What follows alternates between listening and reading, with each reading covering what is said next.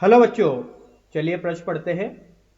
बच्चों, प्रश्न में बोला गया है, प्रारंभ में विराम में स्थित एक पिंड चित्र अनुसार h ऊंचाई से एक घर्षण रहित पथ के अनुदिश फिसलता है तथा व्यास AB बराबर d वाला ऊर्ध्वाधर वक्र पूर्ण करता है। ऊंचाई h का मान है, पहला विकल्प है बच्चों 7/5d, दूसरा विकल्प है d, तीसरा विकल्प है 3/2d, चौथा विकल्प है 5/4d।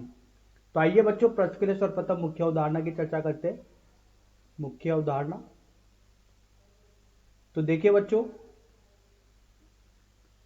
यांत्रिक ऊर्जा संरक्षण पर आधारित प्रश्न। तो देखिए बच्चों, यहां से देखते हैं यांत्रिक ऊर्जा संरक्षण क्या होता है।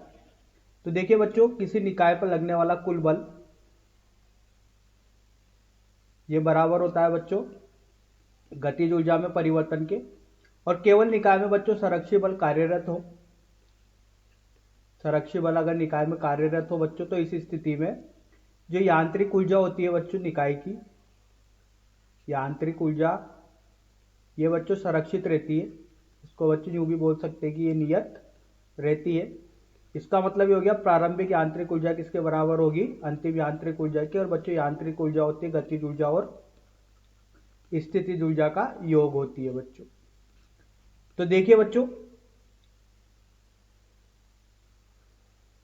कोई पिंड है जो कि वृत्तीय गति कर रहा है बच्चों, और पिंड अपनी यहां पर इस स्थिति पर है। इसका वेग बच्चों यहां पर v है, इसको va से दर्शाते हैं। और ये जब उच्चतम बिंदु पर आता है तो इस पर इसका वेग vb इधर की तरफ होता है बच्चों। तो बच्चों इस गति वृत्तीय गति पर पूरा चक्कर करने के लिए बच्चों जो इसको यहां पर न्यूनतम वेग की आवश्यकता होगी वो होगी बच्चों वर्गमूल rg के लिए। ये बच्चों न्यूनतम वेग होता है। इस न्यूनतम वेग अगर इस कण को मिल जाए इस स्थिति में, तो ये क्या कर लेगा बच्चों, एक वृत्तीय गति को पूर्ण कर लेगा। तो आइए बच्चों इस मुख्य उदाहरण के आधार पर प्रश्न को हल करते हैं। देखिए बच्चों, सर्वप्रथम प्रश्न को हल समझते हैं। तो देखिए बच्चों, प्रश्न में बोला गया है कि h ऊंचाई पर एक पिंड है, इसको यहां से छोड़ा जाता है और ये वृत्तीय गति करता है, जो कि बच्चों इस वृत्त का व्यास d के बराबर दिया गया है। तो बच्चों इस बिंदु को c नाम देते हैं। अब देखिए बच्चों, यहां से यांत्रिक ऊर्जा संरक्षित करते हैं। यांत्रिक ऊर्जा ये संरक्षित करते हैं बच्चों। तो देखिए बच्चों, यहां पर यांत्रिक ऊर्जा पहले बिंदु C पर लगाई जा रही है और दूसरा बिंदु बच्चों कहां पर B पर लगाया जा रहा है। तो C पर बच्चों इसकी स्थितिज ऊर्जा होगी जो कि होगी mgh, ये बराबर होगा बच्चों B बिंदु पर इसके पास गतिज ऊर्जा है वो है 1/2 m vb का वर्ग।